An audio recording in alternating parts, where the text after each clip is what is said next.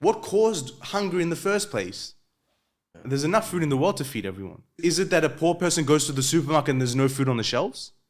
No, they just can't afford to buy. They can't afford. Oh, okay, so we're starting to see what the problem is. Money. Is there enough food for everyone? Yes. Is there enough money for everyone to eat? No, it's distributed poorly. So what's the actual root of this problem? You go feed someone, okay, you can say you're helping them eat for the day, but you're not helping solve hunger. The problem of hunger is not that this man is starving today, it's that there is a system in place that has caused him to starve. So regardless of what you do today, tomorrow we're still going to... Exactly, that's what I'm saying. If I have $100 billion and I feed people for the rest of my life, and I create, all these systems in poor countries for them to have water, for them to have food, what happens when I die? Back to how it was at the beginning. Exactly. I've put out the fire, but the fire hazard is still there. Yeah.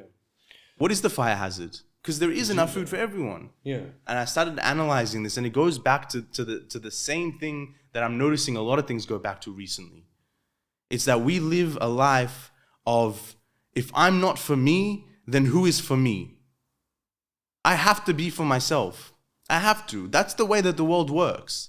If I don't provide for myself, who will?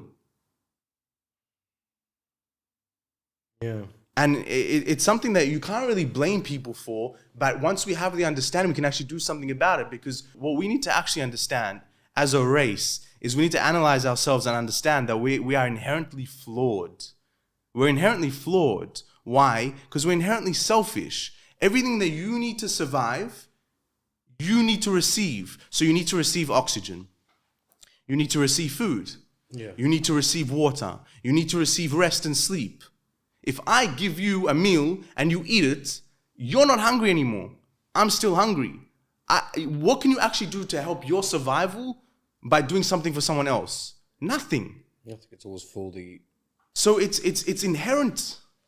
It's something that's inherent in us, and it's not our fault. It's the way that we are. But we have to understand and we have to accept it. We're selfish. We're inherently selfish because we have to be. I can't give you a glass of water and then I'll be okay. If I don't sleep, but I make sure that you have a good night's rest, I'm providing you rest. But what does that do for me?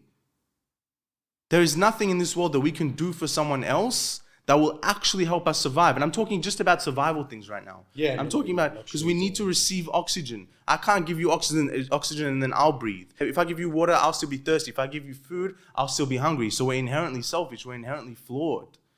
And we have to accept that, because what it's led to is this mentality of, if I'm not for me, who is for me? And then it's survival mode. And then it's a dog-eat-dog world. And the reality is, if I was to put everyone else before me, I would run out of everything very, very quick. Because there is always someone who doesn't have water. There is always someone who doesn't have food. There is always someone who doesn't have money. There is always someone who doesn't have a home. So if I was to make sure that everyone has these things before I do, I would end up without them and I would die. So how do we get around this? You can't do it. It's unsustainable. You can't do it. The only way that you can do it is if everyone does it.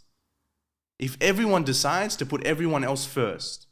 Because guess what? The one thing that really baffles me is that you have to go after these things for you to survive.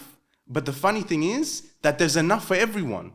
There is enough land for everyone. There's enough food for everyone. There's enough water for everyone. There's enough of everything for everyone. But because we have this mentality of, I need to take for me and I need to survive, then a person who can't take for themselves needs someone to look out for them. And who looks out for them? The government?